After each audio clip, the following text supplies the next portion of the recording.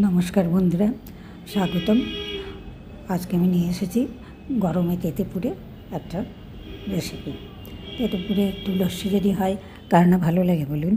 একটু দইয়ের লস্যি বাড়িতে যদি বানানো হয় নিজের মতো করে, তাই আজকে আমি নিয়ে এসেছি এই তীব্র গরমে প্রাণ ঠান্ডা করা লস্যি। লস্যি হচ্ছে দইয়ের লস্যি প্লেন। তো লস্যি বানানোর জন্য আমি নিয়ে নিয়েছি দই, আর দই নিয়ে নিয়েছি একটা পাত্রে দই নিয়েছি, বেশ অনেকটা পরিমাণে দই নিয়েছি।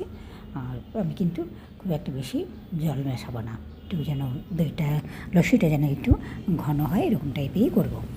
জন্য ভালো করে আমি দিয়ে ভালো করে ওই জিনিসটাকে ফেটিয়ে নিচ্ছি হ্যান্ড ব্লেন্ডার দিয়ে ভালো করে ফেটিয়ে নিয়ে তার মধ্যে দিয়ে দিলাম একটুখানি চিনির এই যে গুঁড়ো চিনি, এই গুঁড়ো চিনি দিয়ে দিলাম। গুঁড়ো চিনি দিয়ে তাড়াতাড়ি মিশিয়ে যাবে, সেই জন্য তারপরে দিয়ে দেবো বরফ। এবার ভালো করে হ্যান্ড ব্লেন্ডার দিয়ে ব্লেন্ড করে নিচ্ছি। দেখুন কি তাড়াতাড়ি, কি সহজে 2 মিনিটের ব্যাপার মাত্র, তাতেই হয়ে যাবে।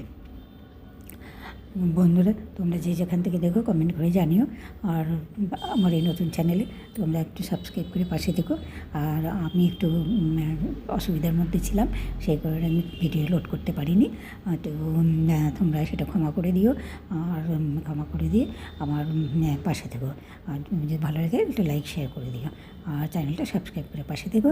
বেল আইকনটি প্রেস করে দিও, আমার ভিডিওগুলো তোমাদের কাছে আগে নোটিফিকেশান চলে যাবে। এর মধ্যে দিয়ে দিলাম আমি একটু বিট নুন দিয়ে ভালো করে হ্যান্ড ব্লেন্ডারে ব্লেন্ড করে নিলাম।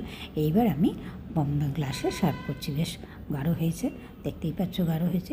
এটা যদি মিক্সিতে বাটা যেত, মানে ব্লেন্ড করা যেত, তাহলে জল ছেড়ে যায়। সেই কারণের জন্য এবার দিয়ে দিলাম একটু করে গোলমরিচের গুঁড়ো, আর দিয়ে দিলাম পুদিনা পাতা। এবার সার্ভ।